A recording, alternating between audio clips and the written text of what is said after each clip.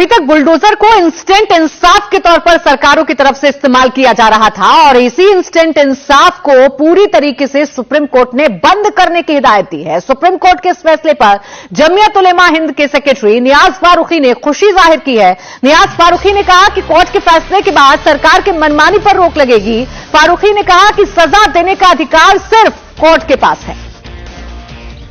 नियाज साहब, ये बताएं कि मुतमईन हैं आप, इसी तरह की तवक्को उम्मीद कर रहे थे सुप्रीम कोर्ट से? जी, इस फैसले का बहुत ही बेचैनी से इंतजार था, क्योंकि इससे लाखों जिंदगियां मुतासिर हो रही थी।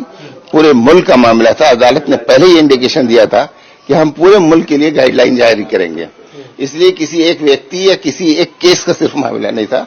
और इस कंटेस्ट के अंदर चूंकि लाखों मकानात का सवाल था, तो हम इससे काफी हमें इत्मीनान है कि इससे जो एक तरीके से जो कानून को तोड़ा जा रहा था और सरकारों द्वारा जो है इस कानून को, जो राइट टू लाइफ है और जो right to follow the due procedure of law है, इसको जो है रूल ऑफ लॉ के खिलाफ जो सरकारों ने रवैया अख्तियार किया था, खासतौर से मध्य प्रदेश की सरकार है, राजस्थान की सरकार है, यूपी की सरकार है, उत्तराखंड की सरकार है, असम है, गुजरात है, हर जगह पे ये एक तरह का वो चल पड़ा था कि अचानक उठे और रातों रात जो है डिमोलिशन कर दिया।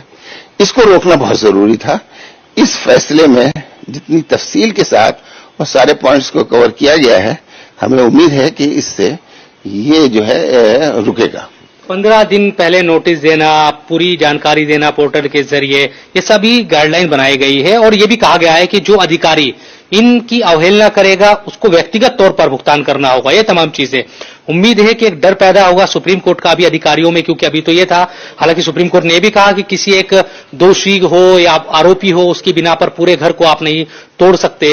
ये तमाम बातें भी, ये जो दलील है और सुप्रीम कोर्ट का जो फैसला है, ये आप लोगों की हिम्मत बढ़ा रहा है। लेकिन दूसरा पक्ष ये कहेगा कि भाई ऐसे लोग जो आरोपी है या दोषी है, उन लोगों पर जो कार्रवाई हो रही थी वो रुक जाएगी।